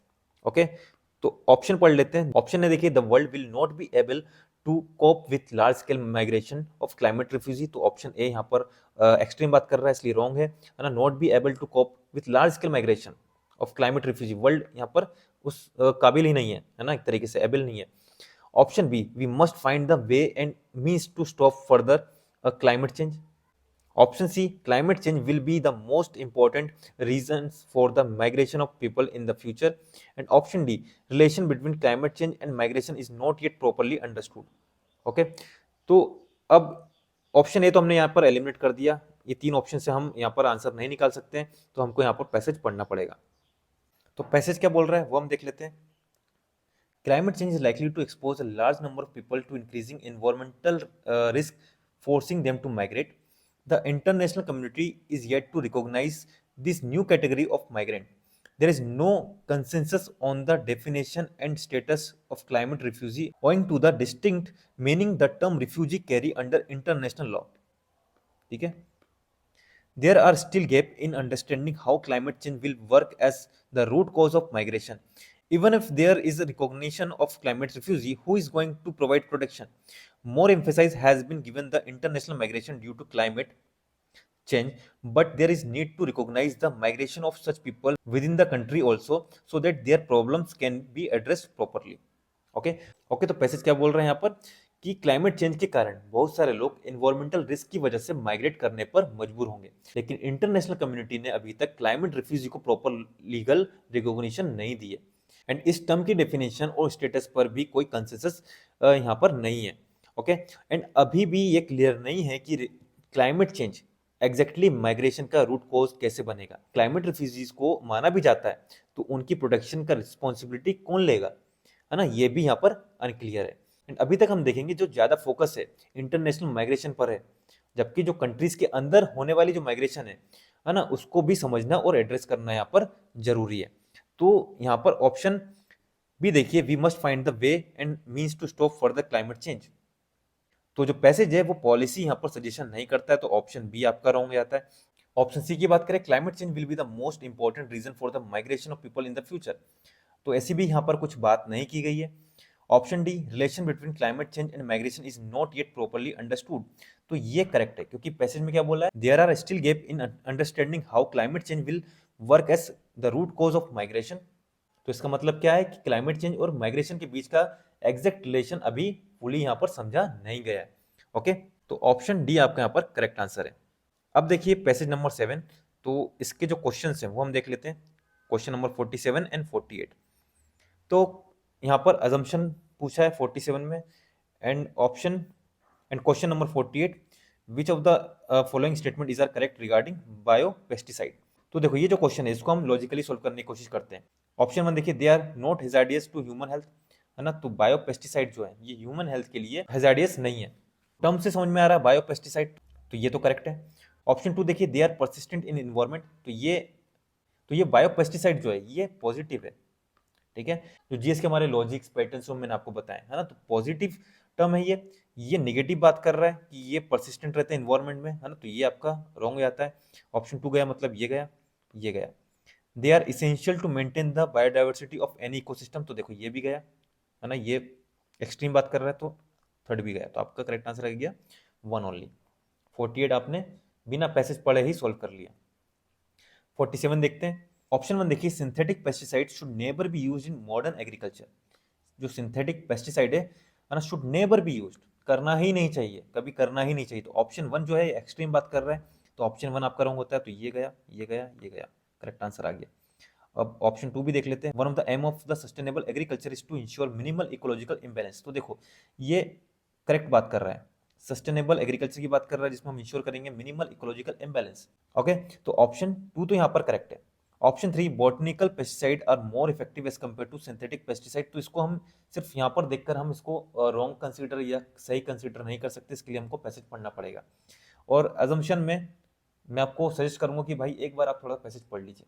अजम्पशन ही क्या, सारे जो पैसेज है ना, आंसर यदि आपका निकल भी जा रहा है क्वेश्चन के थ्रू, लेकिन एक बार जाकर बस उसको स्कैन कर लीजिए पैसेज को जल्दी से, तो एक बार आपकी यहाँ पे श्योरिटी हो जाएगी 100% कि हाँ भाई ये मैंने जो चूज किया वो करेक्ट है। ठीक है, तो हमको यहाँ पर क्या करना है, पैसेज पढ़ना है। तो पैसेज क्या बोल रहा है, many farmers use synthetic pesticide to kill infesting insect, the consumption of pesticide in some of the developed country is touching 3000 gram per hectare. Unfortunately, there are reports that this compound possesses inherent toxicity that endanger the health of the farm operators, consumer, and the environment. Synthetic pesticides are generally persistent in environment. तो जो synthetic pesticide होते हैं ना, ये persistent होते हैं environment में। और यहाँ पर देखिए जो बायोपेस्टिसाइड है उसके लिए बोला था they are persistent in environment, तो इसलिए ये रॉन्ग है। ठीक है, जो सिंथेटिक पेस्टिसाइड होते हैं ये इन्वायरमेंट में परसिस्टेंट होते हैं, बायोपेस्टिसाइड नहीं होते, तो इसलिए वो ऑप्शन वहां पर रॉन्ग है। Okay, entering in the food chain they destroy the microbial diversity and cause ecological imbalance.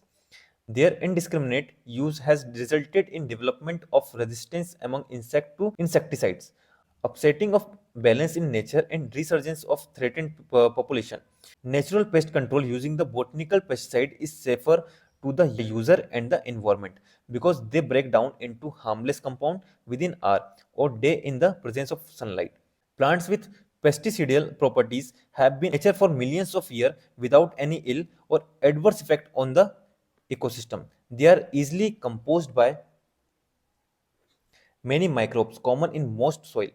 They help in the maintenance of biological diversity of predators and the reduction of environmental contamination and human health hazard.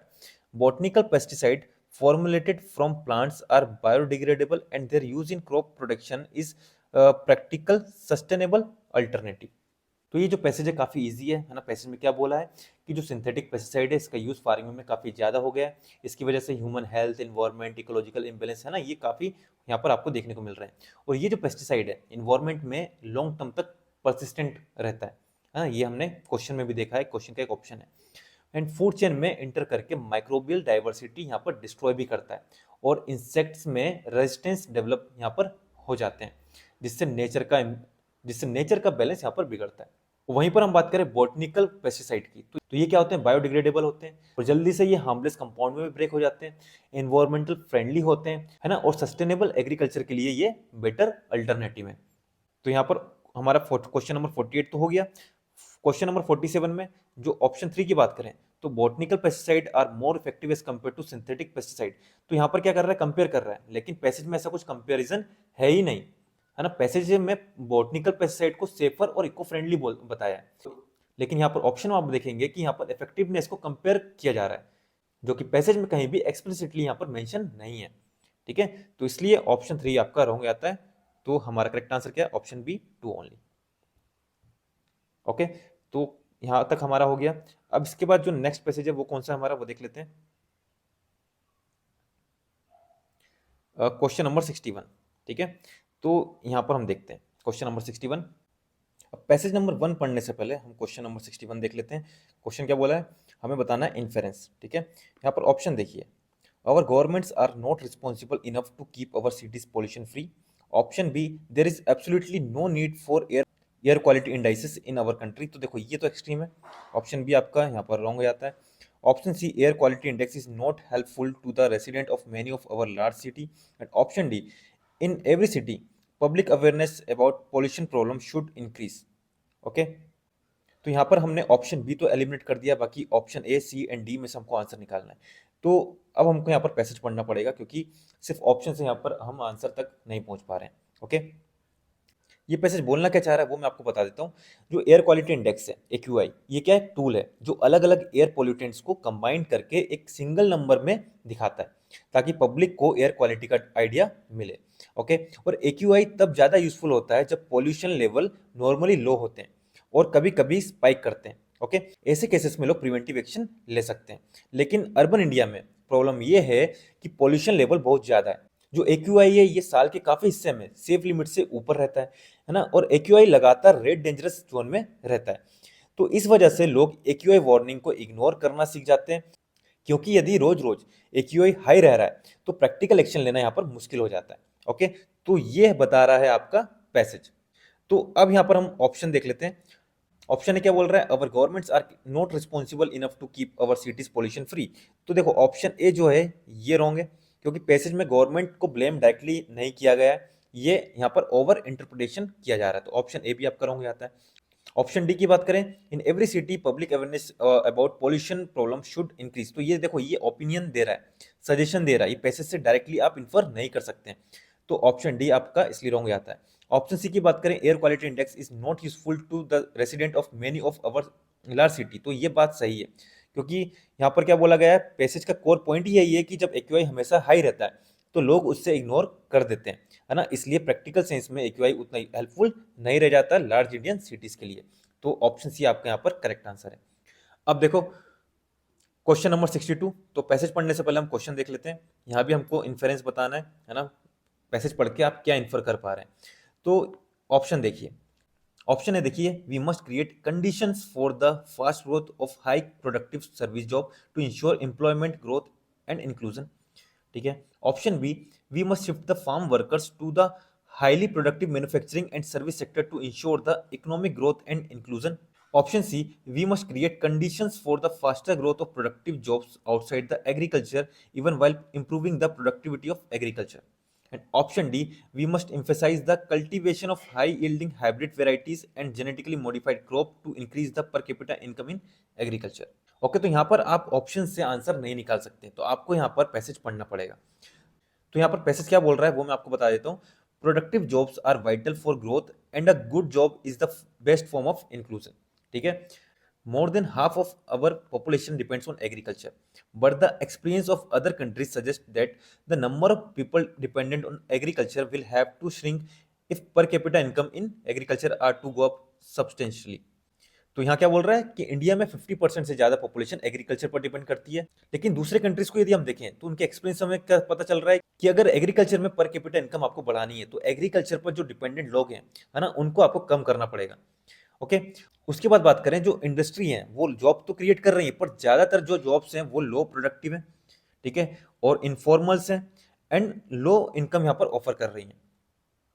वहीं हम बात करें service sector jobs की, तो ये high productive है, लेकिन recent year में उनका जो एम्प्लॉयमेंट ग्रोथ है वो स्लो हो रहा है ना। तो पैसेज ये बोल रहा है। तो अब आप देखिए ऑप्शन, ठीक है, तो यहाँ पर आप देखिए option D, we must emphasize the cultivation of high yielding hybrid variety and genetical modified crop. तो देखो इस चीज़ की तो कहीं बात ही नहीं हो रही ऑप्शन में, तो ये तो आपका रॉन्ग जाता है। ठीक है, ऑप्शन बी की बात करें, we must shift the farm workers to highly productive manufacturing and service sector to ensure the economic growth and inclusion. तो देखो इसकी भी बात नहीं हो रही है कि शिफ्ट करना है। ओके, अब ऑप्शन है देखिए, we must create condition for the faster growth of highly productive service jobs to ensure employment growth and inclusion. तो देखो सर्विस सेक्टर की बात पैसेज में है, लेकिन पैसेज सिर्फ सर्विस पर फोकस नहीं कर रहा है। पैसेज में एग्रीकल्चर और नॉन एग्रीकल्चर दोनों का यहाँ पर बैलेंस इंपॉर्टेंट बताया गया है। तो ऑप्शन है आपका इसलिए रॉन्ग जाता है। ऑप्शन सी की बात करें, we must create conditions for the faster growth of productive jobs outside of agriculture, ठीक है, and even while improving the productivity of agriculture. तो एग्रीकल्चर भी आ रहा है और नॉन एग्रीकल्चर दोनों की बात हो रही है, ठीक है। तो ऑप्शन सी आपका इसलिए यहाँ पर करेक्ट हो जाता है, क्योंकि यदि हम आउटसाइड ऑफ एग्रीकल्चर यहाँ प्रोडक्टिव जॉब क्रिएट करते हैं तो एग्रीकल्चर पर यहाँ पर डिपेंडेंस कम होगी, ठीक है, और साथ में आप एग्रीकल्चर की भी प्रोडक्टिविटी यहाँ पर इंप्रूव कर रहे हो, तो दोनों यहाँ पर कवर हो रहा है, ठीक है। तो हमारा करेक्ट आंसर क्या है इसमें, ऑप्शन सी। अब इसके बाद देखिए पैसेज नंबर 3, इसके भी हम क्वेश्चन देखेंगे पहले, इसमें भी हमको इन्फेरेंस बताना है। ऑप्शन देखिए, ऑप्शन ए देखिए, agriculture practices that enhance biodiversity can often increase farm output and reduce the vulnerability to disaster. Option B, all the countries of the world should be encourage to replace eco agriculture with conventional agriculture, ठीक है, all the countries, तो ये extreme बात कर रहा है, ये तो ऑप्शन हमारा करेक्ट होगा नहीं। Option C, eco agriculture should be permitted in protected area without destroying the biodiversity there. Option D, the yield of food crop will be very high if eco agriculture practices are adopted to cultivate them, ठीक है। तो देखो option B तो हमारे यहाँ पर eliminate हो जाता है, हमको ए और सी एंड डी में से बताना है। अब पैसेज पढ़ लेते हैं हम, पैसेज बोलना क्या चाह रहा है।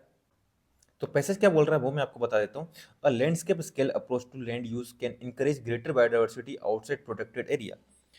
During Hurricane Mitch in 1998, farms using eco-agriculture practices suffered 58%, 70%, and 99% less damage in Honduras, Nicaragua, Guatemala, respectively, than farms using conventional techniques. In Costa Rica, vegetative windbreaks and fence rows boosted farmer incomes from pasture and coffee, while also increasing bird diversity. Bee pollution is more effective when agriculture fields are closer to natural or semi-natural habitat.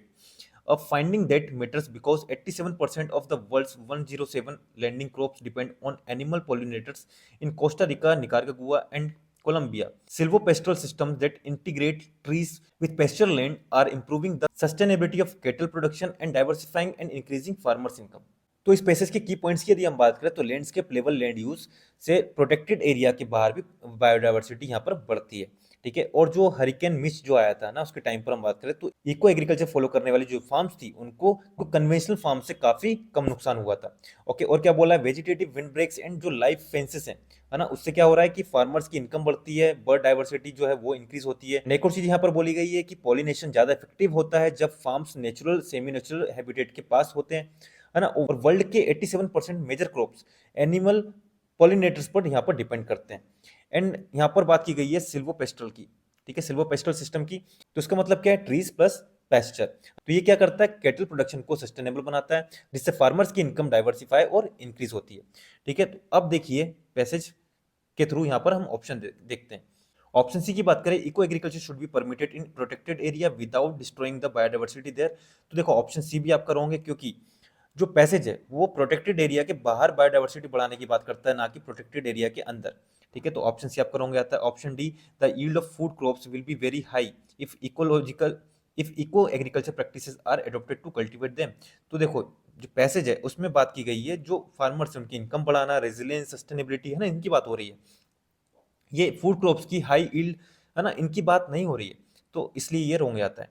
Option है देखिए, ये हमारे जो passage है उसका infer दिखा रहा है।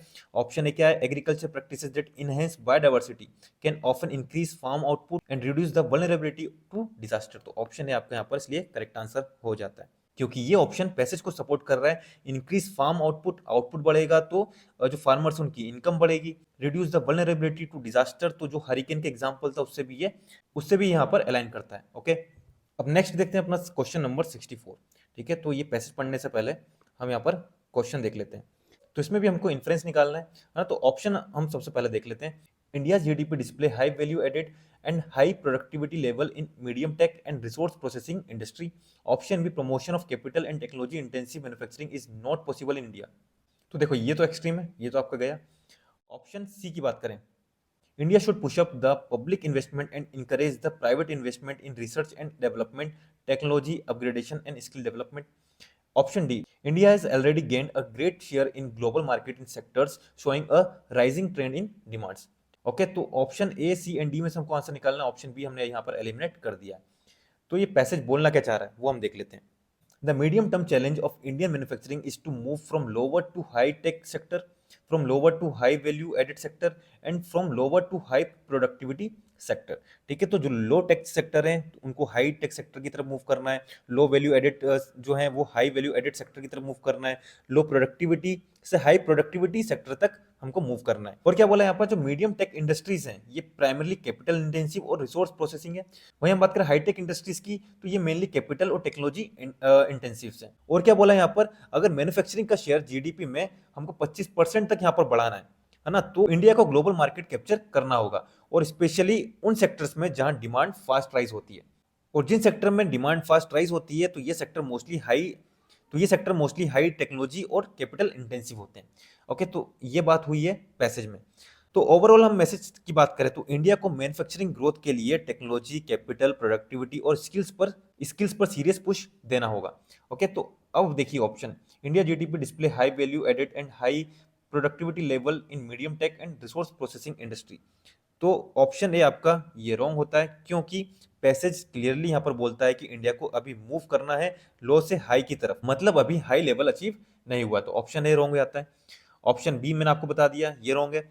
ऑप्शन डी की बात करें तो India has already gain a great share in global market in sector showing a rising trend in demand. तो ऑप्शन डी भी यहाँ पर रॉन्ग होता है, क्योंकि पैसेज जो है वो फ्यूचर की बात करता है कि नीड्स टू कैप्चर, और यहाँ पर बोल रहा है कि ऑलरेडी गेन कर चुका है ना। तो काफी यहाँ पर डिफरेंस है। वो पैसेज जो है वो फ्यूचर की बात कर रहा है कि नीड टू कैप्चर, ठीक है, needs to capture the global market in sector showing a rising trend in demand, ठीक है, और यहाँ बोल रहा है ऑलरेडी गेन, तो इसलिए रॉन्ग हो जाता है। ऑप्शन सी देखिए, India should push up the public investment and encourage the private investment in research and development, technology upgradation and skill development. तो ये हमारा यहाँ पर करेक्ट आंसर है, क्योंकि ये पैसेज का जो कोर है उससे डायरेक्टली निकलता हुआ हमको ये इन्फेरेंस दिख रहा है ना। हाईटेक कैपिटल इंटेंसिव सेक्टर की बात हो रही है, ग्लोबल कॉम्पिटिटिवनेस की बात हो रही है, इसके लिए हमको R&D, टेक्नोलॉजी और स्किल में इन्वेस्टमेंट जरूरी है। ओके, तो ऑप्शन सी हमारे यहाँ पर करेक्ट आंसर है। अब इसके बाद देखिए हमारा नेक्स्ट पैसेज कौन सा है, पैसेज नंबर 5, क्वेश्चन नंबर 65। तो यहाँ पर हमको कोरोलरी, लॉजिकल कोरोलरी यहाँ पर हमको बतानी है। तो पैसेज पढ़ने से पहले हम क्या करेंगे, हम इसके जो ऑप्शन है वो देखेंगे, ठीक है, और ऑप्शन से हम आंसर निकालने की यहाँ पर कोशिश करते हैं। तो सबसे पहले आप देखिए option C, India's agriculture productivity is already great and it is not necessary to increase it further. तो देखो कितना इलॉजिकल बात कर रहा है ना। तो ये स्टेटमेंट आपकी रॉन्ग आती है। Option B, increasing the agriculture productivity will automatically eliminate the poverty and malnutrition in India. तो ये भी यहाँ पर इलॉजिकल बात कर रहा है, एक्सट्रीम कुछ भी बात कर रहा है कि यदि एग्रीकल्चर प्रोडक्टिविटी इंक्रीज हो जाएगी तो जो पॉवर्टी है और माल न्यूट्रिशन है ये एलिमिनेट हो जाएगा ऑटोमेटिकली, ठीक है। तो ये कुछ भी बात कर रहा है, इलॉजिकल बात कर रहा है। तो ऑप्शन बी एंड सी तो गया। ऑप्शन डी देखिए, allocation of more funds for social welfare and poverty elevation programs will ultimately eliminate the poverty and malnutrition in India. तो ये भी एक्सट्रीम बात कर रहा है। ऑप्शन ए की बात करें, increasing the efficiency of farm to fork value chain is necessary to reduce the poverty and malnutrition. तो ये जो ऑप्शन है ना, ये लॉजिकल भी बात कर रहा है कि हमको जो एफिशिएंसी वो इंक्रीज करनी पड़ेगी, फार्म टू फॉर्क जो वैल्यू चेन है ना, उसकी एफिशिएंसी को इंक्रीज करना पड़ेगा ताकि हमारी पॉवर्टी और माल न्यूट्रिशन यहाँ पर रिड्यूस हो सके। तो ये लॉजिकल भी बात कर रहा है और ये हमारा करेक्ट आंसर है, ठीक है। अब आप यदि पैसेज भी पढ़ेंगे है ना तो भी आपको समझ में आ जाएगा आंसर ए ही है, क्योंकि बाकी जो 3 ऑप्शन है ये इलॉजिकल बात कर रहे हैं, ठीक है। तो आपको इसमें पैसेज पढ़ने की भी जरूरत नहीं है, ठीक है। फिर भी ये पैसेज बोलना क्या चाह रहा है उसका हम क्रक्स तो जान ही लेते हैं। तो ये पैसेज क्या बोल रहा है, ओवर द लास्ट डिकेड है ना, जो लास्ट डिकेड में Indian agriculture has become more robust with record production हुआ है, काफी प्रोडक्शन हुआ है यहाँ पर, और food grains and oil seed increase procurement consequently has added huge stock of food grain in the granaries. जो ग्रेनरीज हैं उसमें जो गवर्नमेंट प्रोक्योरमेंट कर रही है ना उसके बढ़ाने से क्या हुआ है, ग्रेनरीज में फूड स्टॉक बहुत ज्यादा हो गया। और क्या बोल रहा है, India is one of the world top producers of rice, wheat, milk, fruit and vegetable. तो इंडिया, ये जो rice, wheat, milk, fruit, vegetable है, इनके मामले में आप देखेंगे तो इंडिया वर्ल्ड का टॉप प्रोड्यूसर है। ठीक है, India is still home to quarter of all under nourish people in the world. यहाँ पर एक और चीज बोली गई है कि इतना स्टॉक होने के बाद भी, है ना, हम जो है टॉप प्रोड्यूसर्स भी हैं, गवर्नमेंट प्रोक्योरमेंट भी कर रही है, ग्रेनरीज फुल है।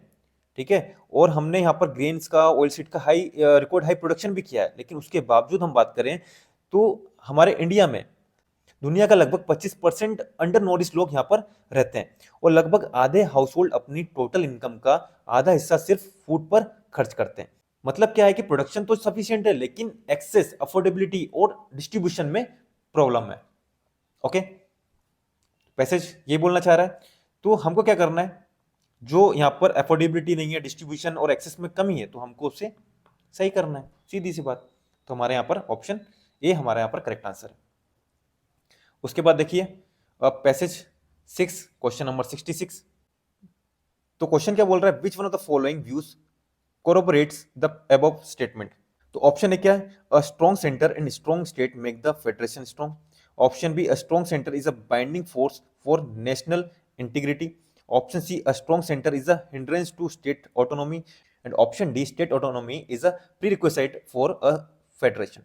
तो देखो ऑप्शन से तो हमको यहाँ पर कुछ समझ में नहीं आ रहा, अब हमको पैसेज पढ़ना पड़ेगा। The state are like pulse and the centre is the thread. ठीक है, तो ये थ्रेड जो है ये सेंटर है, यहाँ पर जो पल्स लगे हुए हैं ये क्या है, स्टेट्स हैं। Which turn in to them a necklace, तो ये एक नेकलेस की तरह बन गया। If the thread snap the pulse are scattered, यदि ये जो हमारा यदि हमारा जो थ्रेड है ना, वो टूट जाता है तो जो हमारे पल्स हैं ये बिखर जाएंगे। तो इस पैसेज का कोर आइडिया क्या है, तो पैसेज का मेन फोकस जो है बाइंडिंग रोल पर है ऑफ द सेंटर। ठीक है, and thread turn pearl into a necklace, ये जो बोल रहा है तो ये क्लियरली इंडिकेट करता है कि जो सेंटर है, जो सेंटर स्टेट को जोड़ कर रखा है, और सेंटर के बिना यूनिटी पॉसिबल नहीं है। ओके, तो इस हिसाब से यदि हम देखें तो ऑप्शन बी हमारे यहाँ पर करेक्ट आंसर है। थोड़ा सा टफ है, इंटरप्रिटेशन होगा इसमें, ठीक है, लेकिन आपको ये थोड़ा समझना पड़ेगा। हो सकता है कि एग्जाम में ऐसे क्वेश्चन गलत भी हों, लेकिन जो हमारे इस टाइप के क्वेश्चन है ना, बड़े पैसेज वाले, ये हमारे गलत नहीं होने चाहिए। सी सेट में आप देखेंगे 27, 28, 30 ऐसे क्वेश्चन आते हैं, तो आपको यदि 27 क्वेश्चन आते हैं तो आपको 22 से 23 क्वेश्चन सही करने हैं किसी भी हाल में। 3-4 आप गलत कर सकते हो, तो 3-4 जो गलत होंगे वो इसी टाइप के गलत होंगे। ठीक है, क्योंकि यहाँ पर थोड़ा सा इंटरप्रिटेशन थोड़ा सा भी गलत हुआ आपका, ऐसे जो पैसेज है वो हमारे रॉन्ग हो सकते हैं। ठीक है, पैसेज नंबर 7 देखिए। The above statement argues for distribution of wealth equally to all. Option B, rule according to the consent of the governed. Option C, rule of the poor. And option D, expropriation of the rich. ठीक है, तो इसमें भी हमको समझ में नहीं आने वाला कि ऑप्शन कौन सा करेक्ट है, तो हमको पैसेज पढ़ना पड़ेगा। तो पैसेज ये बोलना क्या चाह रहा है, तो ऑथर यहाँ पर कहता है कि इंग्लैंड का सबसे गरीब आदमी भी उतना ही राइट रखता है अपनी लाइफ पर जितना सबसे पावरफुल आदमी, और इसलिए किसी भी गवर्नमेंट के अंडर रहने के लिए हर आदमी को अपना कंसेंट होना चाहिए। और अगर किसी आदमी को गवर्नमेंट चूज करने का या अपनी वॉइस देने का यहाँ पर मौका ही नहीं मिला, तो वो स्ट्रिक्टली उस गवर्नमेंट से बाउंड नहीं हो सकता। तो मतलब क्या है, लेजिटिमेट गवर्नमेंट वही है जो लोगों की सहमति से बने। तो इसके अकॉर्डिंग हम देखें तो option B, rule according to the consent of the govern, तो ऑप्शन बी आपका ये करेक्ट आंसर है ना, क्योंकि पैसेज यहाँ पर रिपीटेडली कंसेंट वर्ड पर फोकस करता है, और ये जो आइडिया है डायरेक्टली सोशल कॉन्ट्रैक्ट थ्योरी को रिफ्लेक्ट करता है। और ये सोशल कॉन्ट्रैक्ट थ्योरी क्या है कि गवर्नमेंट की लेजिटिमेसी लोगों की सहमति से आती है, ना कि वेल्थ, पावर या क्लास से, है ना। तो ऑप्शन बी आपका ये करेक्ट आंसर है। तो 2017, है ना, 2017 का जो पैसेज थे हमारे, है ना, 30 पैसेज है यहाँ पर, तो ये हमने यहाँ पर कवर कर लिए। अब जो नेक्स्ट वीडियो होगी इसमें हम 2018 के जो पैसेज हैं वो हम कवर करेंगे। ओके, तो एंड करते हैं अपनी इस वीडियो को यहीं पर। जय हिंद, जय भारत।